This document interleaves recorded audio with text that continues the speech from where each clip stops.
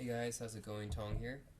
Today I want to review Windows mobile devices. I want to review Pocket PCs and Windows Phone devices.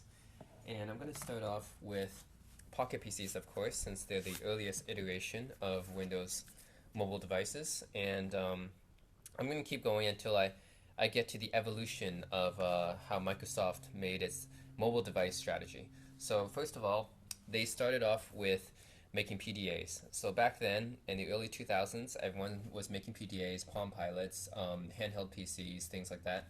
And Microsoft came out with a Pocket PC operating system, which is basically Windows Mobile, the evolution of Windows CE. So in another video, I talked about how Windows CE was basically Windows 95 or Windows 98 on a mobile device. And Pocket PC is the natural evolution of that into what I consider to be the mobile version of Windows XP on a device. And this is a good example. This is a Dell Axim X50, and this is came from 2005. This is a good example of a Pocket PC because this is how most PDAs and Pocket PCs looked back then. They had all these shortcut buttons at the bottom and a D-pad in the middle, power button, and that's about it. I mean, compared to some of the other computers that I've reviewed, PDAs are not too flashy. They kind of look like smartphones. I mean, they are the predecessor of smartphones, so they only have a few buttons on them. But anyways, the Dell Axim was one of the more popular ones back then, along with the HP iPAQ, which I'll also show you. And usually the expansion ports back then are compact flash. So compact flash was a very popular medium for removable storage. So like these days we have micro SD, which is like universally the standard for removable storage. But back then compact flash was widely used for PDAs and mobile phones back then. So, but yeah, as you can see, it's massive. Like a compact flash card is very big compared to a SD card or a micro SD card. And yeah, this is basically just the standard Pocket PC. Most of them look like this. I'll also show you one running Windows Mobile in action, and this is the HP iPAQ 210, which came out in 2008. So this is one of the very last Windows mobile devices ever made that is not a phone. So none of these are phones, but I will show you phones later. These ones are not phones. And this is an example of how Windows Mobile looks like on one of these devices. It looks kind of like Windows XP, right, on a mobile device. So yeah, you can do other things you can do on a Palm Pilot. You can also do on a Windows PC or a Pocket PC. And you have Internet Explorer, you have Windows Media Player, File Explorer, basically the Pocket equivalents of your standard Windows apps or Windows software. There we go. So yeah, basically it's just a Pocket version of Windows XP. This is Windows. The Dell runs Windows Mobile 2003, and this runs Windows Mobile Classic 6. So this is like the newest version of Windows Mobile. So you can see what it looks like. This is like the most up-to-date operating system, which is still like 6 years old, but whatever. When Microsoft doesn't make this anymore, so this is what you get. And yeah, I think I've already shown in my other videos, my Palm devices as well, which are very similar, and my Windows CE devices, which are very similar as well. This one is just a more up-to-date version because it has Windows Mobile, which is the Pocket PC upgraded operating system, whereas before they were running Windows CE, which is kind of based on like Windows 98. But yeah, you can do everything you can do with your smartphone except for make calls and send text messages you can do with a Pocket PC.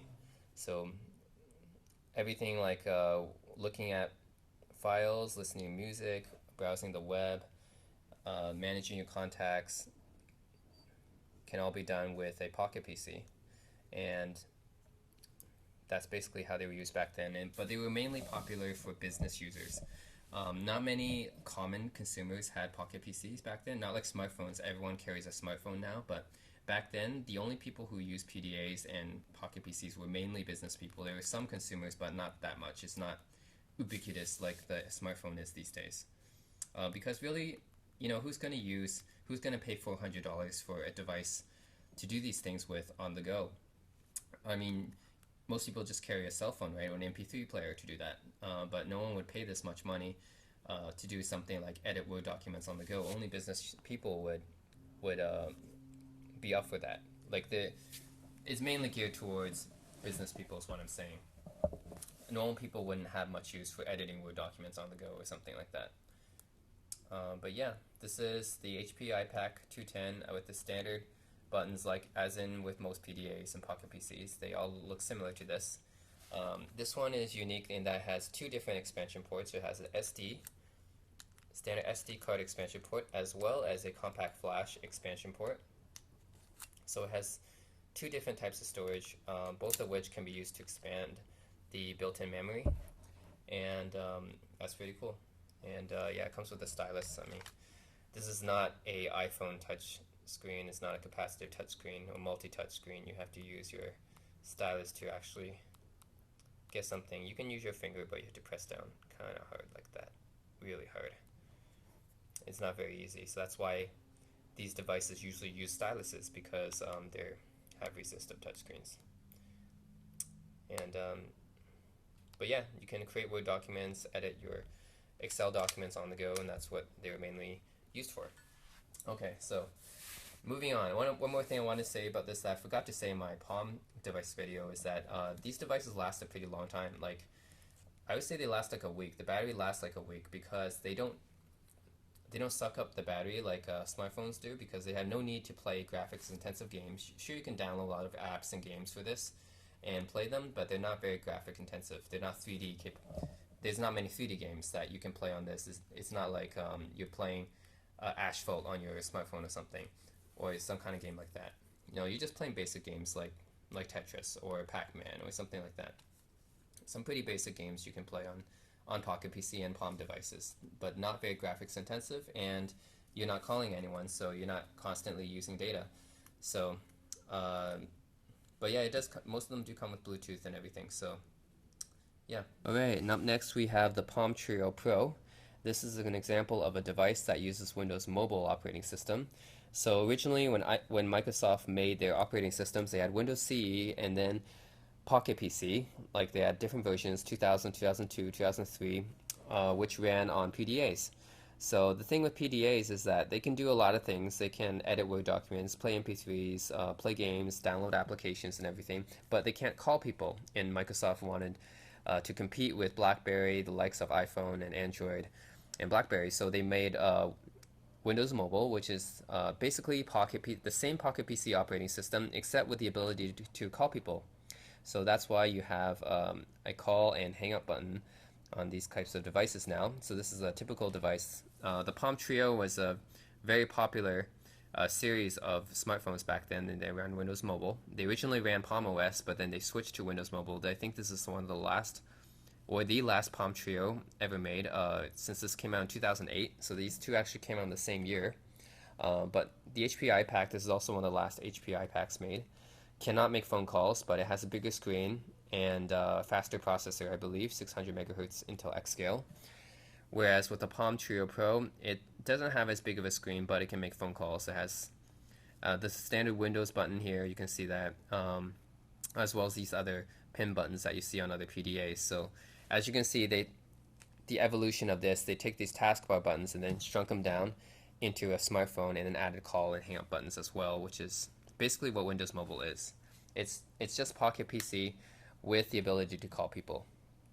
And then I have another one, the Sony Ericsson Xperia X2, which also runs Windows Mobile, and it has a slide-up keyboard. So it has a full QWERTY keyboard here, which is pretty nice. And it's a little bit tilting as well, if you can see that. Tilts a little bit upwards, which is cool. But yeah, otherwise it looks just like a smartphone, except it runs Windows Mobile. That's about it. It's meant to compete with iOS and Android, and that's what Microsoft was making. And then this one is from 2008, I believe, around the same year. I have an actually older one that is very unique. This is the HTC Advantage X7500, and the unique thing about this one is that this is a really big smartphone. and I have not seen one this big at that time. This is kind of like the phablet before there was phablets. So this came out in 2007, like way before the Galaxy Note and other phablets came out. But just look at the size of this thing. This is a smartphone. It's not like a computer, but it looks like a computer, right? It looks very similar to some of the UMPCs that I've reviewed, like the HTC Shift or OQO Model 2, but actually this is a phone, a smartphone, and it has some like PMP style buttons on here, like some like rotational D-pad buttons. It has like a web camera here, which gives it away as a phone, and then Internet Explorer button here.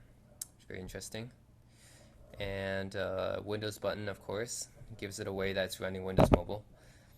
And some VGA out here, DC in, headphone jack, the power button here, and yeah. This looks like a UMPC or a computer, but it's actually a smartphone. And it has this QWERTY keyboard that actually latches on here like this, and then you can use it more like a laptop style. And I'm just impressed by how big this thing is. If you compare it to the Xperia X2, which also has a QWERTY keyboard, but it's much smaller, you can just see the difference in size between these two. And these two are both smartphones. I mean, can you imagine calling someone on this? Just putting this up to your face and calling someone on it. Anyways, HTC Advantage X7500 from 2007.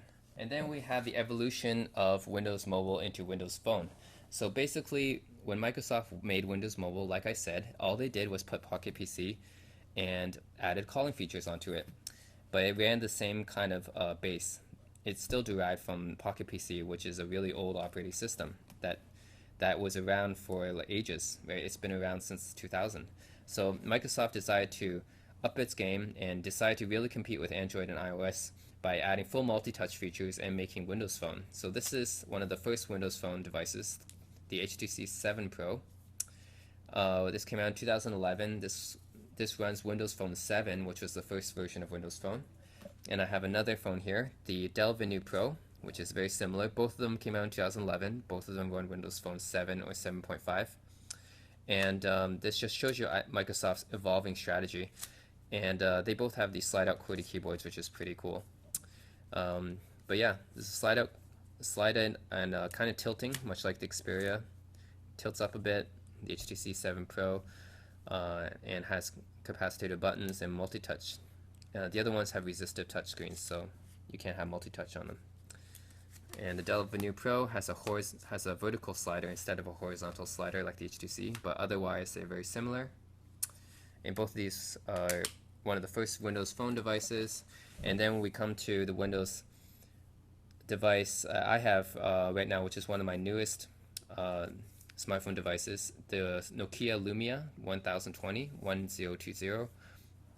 And I know there's newer Windows Phone devices than this, but I chose this one because of the camera. It has a 41 megapixel camera, which is still very good. This has a better camera than most smartphones out there. Almost all of them, I think, cannot compete with this camera. This 41 megapixel camera, it can replace your point and shoots, can almost replace your DSLR even in some situations. And it's definitely one of the best camera phones around. And this runs Windows Phone 8, which is the evolution of Windows Phone 7. So these two run Windows Phone 7. The Nokia Lumia 1020 runs Windows Phone 8. And soon Microsoft will be, of course, making Windows 10 and making that run on mobile devices as well. So yeah, that is my little video on the history of Microsoft's mobile devices from Windows CE to Pocket PC. Pocket PC operating system initially only for PDAs, and then they added phone calling, called it Windows Mobile. So you have that, this big guy here, and then evolved it into Windows Phone, which adds multi-touch and basically has a whole new code base, and they started over with a new operating system for that, and that's Microsoft's strategy. And now they want to make Windows 10 to run on both phones and computers, and they want to unify everything together.